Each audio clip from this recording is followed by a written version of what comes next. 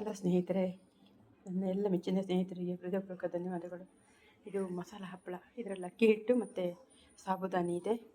ನಾನೇನು ಮಾಡಿದೆ ಅಂದರೆ 1 ಕಪ್ಪಿನಷ್ಟು ಅಂದರೆ 200 ಗ್ರಾಮ್ನಷ್ಟು ಸಾಬುದಾನಿ ನೆನೆಸಿಟ್ಟೆ. ಮೊದಲು ರಾತ್ರಿಯೇ ನೆನೆಸಿಟ್ಟೆ. ಮಲಗುವಾಗ ಬೆಳಿಗ್ಗೆ ಎದ್ದು ಅದನ್ನು ಸ್ವಲ್ಪ ನೀರು ಜಾಸ್ತಿ ಹಾಕಿ ಹಿಡಿಯುವಷ್ಟು ಕುದಿಸಿದೆ ಒಲೆ ಮೇಲೆ.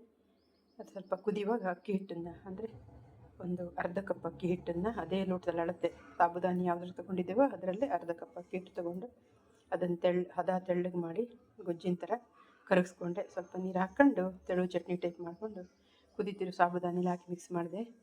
ನಂತರ ಅದಕ್ಕೆ ಉಪ್ಪು ರುಚಿಗೆ ತಕ್ಕಷ್ಟು, ಖಾರಕ್ಕಾಗಿ ನಾನು ಹಸಿಮೆಣಸಿನ್ಕಾಯಿ, ಆಮೇಲೆ ಸ್ವಲ್ಪ ಕರಿಬೇವು, ಸ್ವಲ್ಪ ಕೊತ್ತಂಬರಿ ಸೊಪ್ಪು ಎಲ್ಲ ರುಬ್ಬಿ ಹಾಕಿದೆ.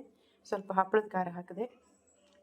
ಎಲ್ಲ ಹಾಕಿ ಸ್ವಲ್ಪ ಇಂಗು ಹಾಕಿದೆ, ಸ್ವಲ್ಪ ಜೀರಿಗೆ ಕಾಳು, ಸ್ವಲ್ಪ 4 ಓಮದ ಕಾಳು ಎಲ್ಲ ಹಾಕಿ ಮಾಡಿದೆ. ಹಿಟ್ಟನ್ನು ದಪ್ಪ ಮಾಡಿ ಚೆನ್ನಾಗಿ ಮುಗಿಸ್ಕೊಂಡು ಒಂದು ಸ್ವಲ್ಪ ತುಂಬ ಗಟ್ಟಿನೂ ಹದ ಮಾಡಿ ಕೈಯಲ್ಲಿ ತಟ್ಟೋ ಹಂಗೆ ಮಾಡಿಕೊಂಡು ಮಾಡಿದೆ.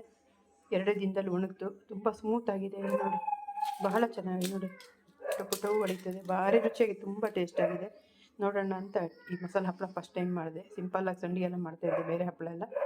ಭಾಳ ಚೆನ್ನಾಗಿದೆ, ಭಾಳ ರುಚಿಯಾಗಿದೆ. ಸಾಬುದಾನಿ ಮತ್ತು ಅಕ್ಕಿ ಮಸಾಲ ಹಪ್ಪಳ ಎಲ್ಲರೂ ಮಾಡಿ ತಿನ್ನಿ, ಸುಲಭವಾದ್ದು. ಒಳ್ಳೆ ಬಿಸಿಲಿದ್ರೆ 2 ದಿನ ಒಣಗುತ್ತೆ. ಸಂಜೆ ನಾವು ರಾತ್ರಿ ತೆಗೆದು ಮನೇಲಿ ಇಟ್ಕೊಂಡು ಪ್ಯಾನಲ್ಲಿ ಸಹಿತ ಒಣಗುತ್ತೆ, ಬೇಗ ಒಣಗುತ್ತೆ.